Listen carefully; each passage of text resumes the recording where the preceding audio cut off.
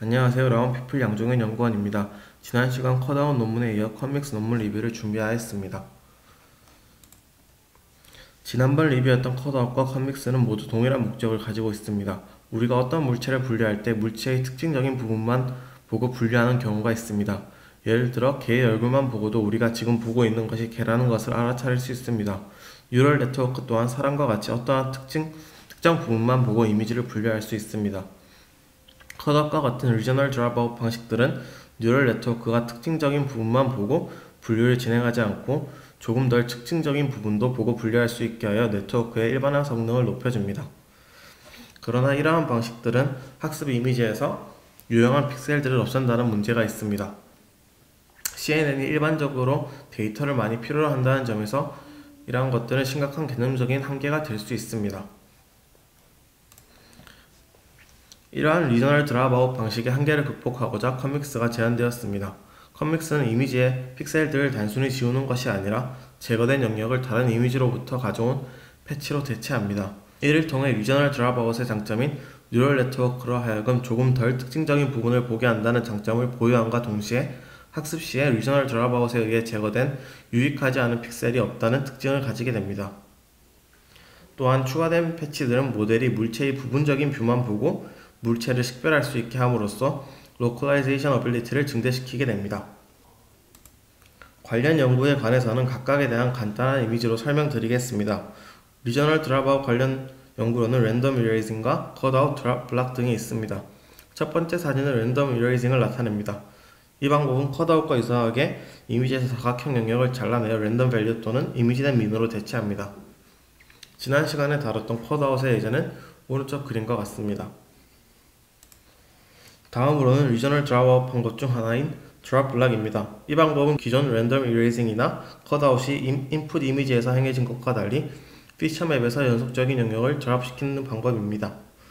이때 컷아웃에서와 마찬가지로 랜덤하게 픽셀을 골라서 드랍시키는 것이 아니라 연속적인 영역을 드랍하게 됩니다. 일반화 성능 향상을 위해 트레이닝 데이터를 합성한 연구에는 스타일라이즈드 이미지넷이 있습니다. 이 연구는 기존 뉴럴 네트워크가 물체의 쉐이프보다는 텍스처에 초점을 맞춰서 이미지넷 분류를 하는 것을 개선하였습니다. 믹스업은 컴믹스와 비슷하다고 볼 수 있는 데이터 어그멘테이션 방법입니다. 믹스업은 두 개의 샘플을 뽑아 리니어 인터폴레이션을 통해 확산된 이미지와 라벨을 만드는 방법입니다. 하지만 믹스업으로 만들어진 샘플들은 지역적으로 모호하거나 자연스럽지 않은 부분들이 있어 로컬라이제이션에 있어 모델을 혼란스럽게 하는 문제점이 있습니다. 반면 본 논문에서 제안한 컴믹스는 이미지 클래시피케이션 뿐만 아니라 로컬라이제이션이나 트랜스퍼 러닝에서도 효과가 입증되었습니다. 믹스업이 혼란스러운 이미지를 만든다는 부분에 대해서는 뒤에서 예제로 설명드리겠습니다. 다음으로는 컴믹스에 관련된 설명입니다. 컴믹스는 두 개의 트레이닝 샘플을 조합하여 새로운 트레이닝 샘플을 만든 후 원래 로스 펑션으로 모델을 훈련시키는 방식으로 이루어집니다. XA라는 이미지가 있고 XB라는 이미지가 있다고 할 때 XA에서의 특정 사각형 영역을 XB의 이미지로부터 값을 가져와서 채워넣는 방식으로 이루어집니다.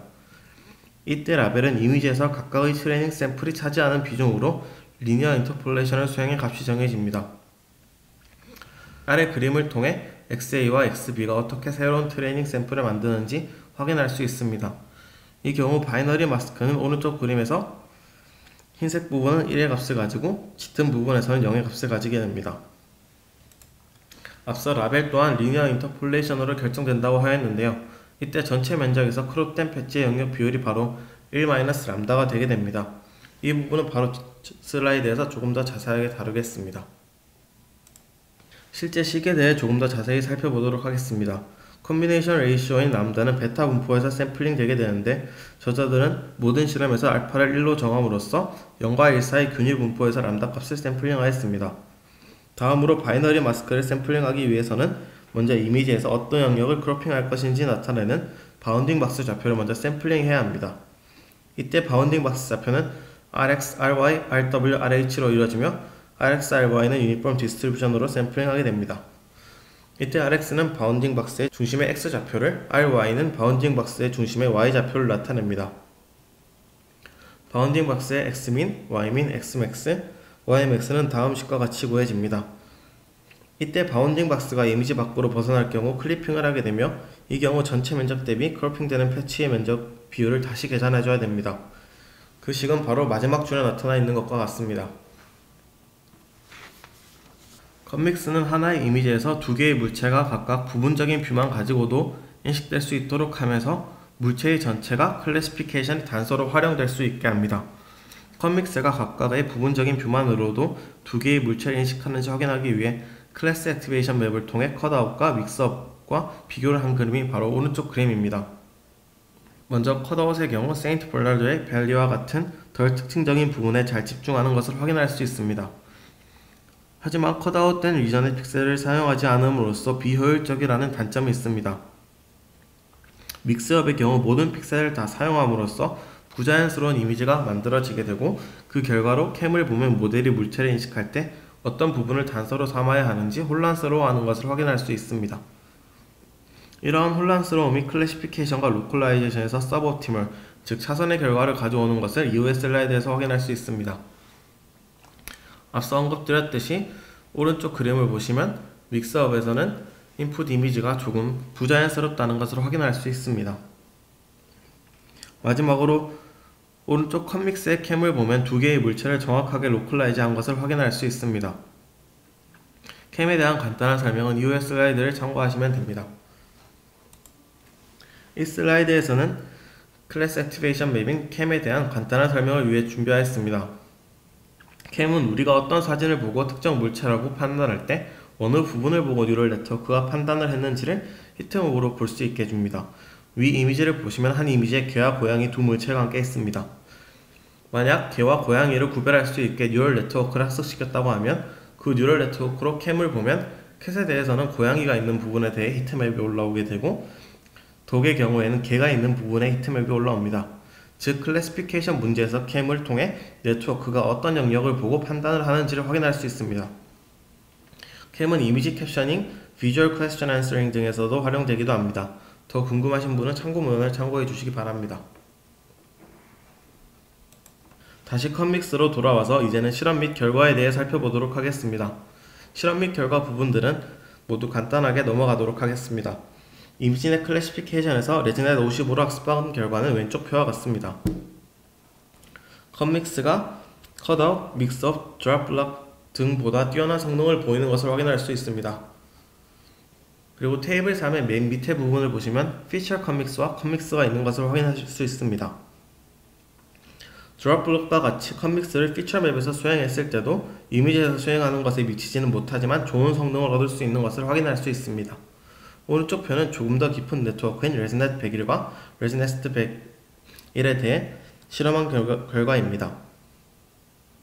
레지넷 101에서도 컴믹스가 컷아웃이나 믹스업에 비해 뛰어난 성능을 보이는 것을 확인할 수 있습니다.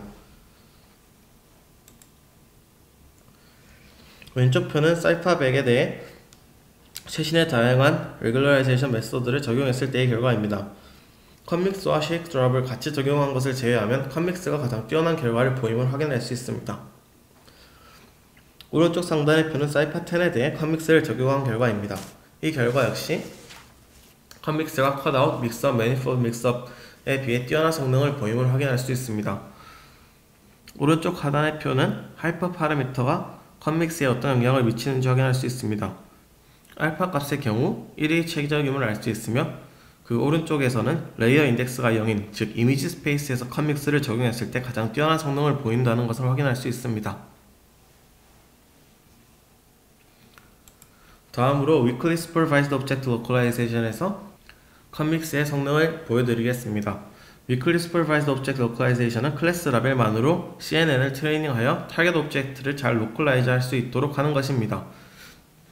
이것을 잘 수행하기 위해서는 CNN이 물체 전체 영역에서 단서를 찾도록 해야 합니다.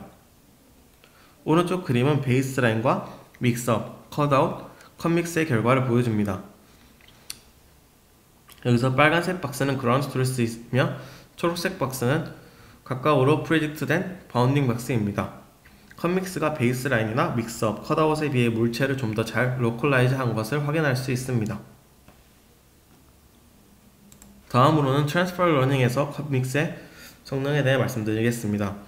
아래 표를 보시면 믹스업이나 컷아웃으로 프리트레인된 모델은 디텍션 태스크에서 성능 향상이 없거나 오히려 떨어지는 것을 확인할 수 있습니다.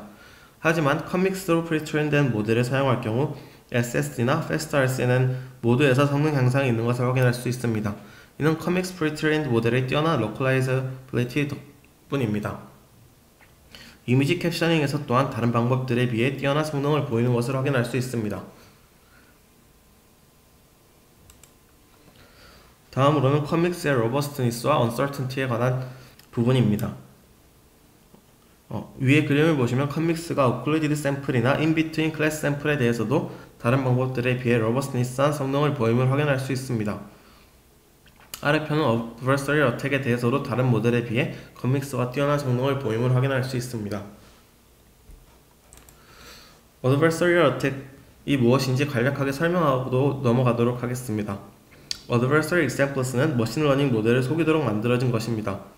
이미지에 조금의 조작을 가해 사람이 물체를 인식하기에는 문제가 없는 이미지이지만 머신러닝 모델은 이것을 보고 완벽히 다른 예측을 하게 됩니다. 오른쪽 그림을 보시면 사람이 왼쪽 그림의 알프스와 오른쪽 그림의 알프스를 보기에는 거의 차이가 없어 보이지만 딥러닝 모델은 이것을 보고 개일 확률이 99.99%로 예측하는 것을 볼 수 있습니다.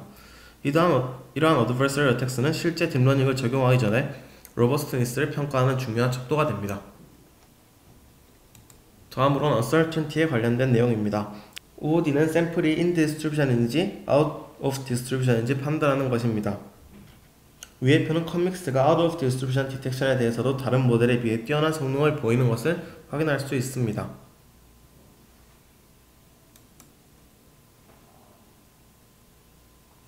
OOD가 무엇인지 대해 간략하게 설명드리도록 하겠습니다. 뉴럴 네트워크는 트레이닝 데이터와 테스트 데이터가 같은 분포로부터 샘플링 되었을 때 일반화가 잘 된다고 알려져 있습니다. 하지만 우리가 실제 어플리케이션에 뉴럴 네트워크를 적용할 때는 테스트하는 데이터의 분포에 대한 정보나 자료가 부족합니다. 최근 많은 연구들이 뉴럴 네트워크가 학습 데이터에 포함되지 않은 새로운 종류의 인풋이 들어와도 높은 컨피던스를 가진 예측을 한다고 보였는데요. 실제 어플리케이션에 적용하기 위해서는 뉴럴 네트워크가 새로운 종류의 인풋이 들어왔을 때 이것을 감지하는 것이 중요합니다. 이것이 바로 Out of Distribution Detection입니다.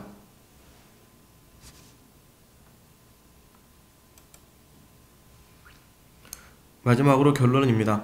본 논문은 강력한 클래시피케이션 및 로컬라이제이션 어빌리티를 가진 CNN을 학습시키는 방법으로 컴믹스를 제시하였습니다. 컴믹스는 계산상의 오버헤드를 발생시키지 않으며 시행하기 간단함에도 불구하고 다양한 태스크에서 뛰어난 성능을 보였습니다. 그 예시로 이미지 클래시피케이션, weakly supervised object localization, transfer learning of pre-trained models, improvements in robustness and uncertainty를 예시로 보였습니다. 참고문헌은 다음과 같습니다. 시청해주셔서 감사합니다.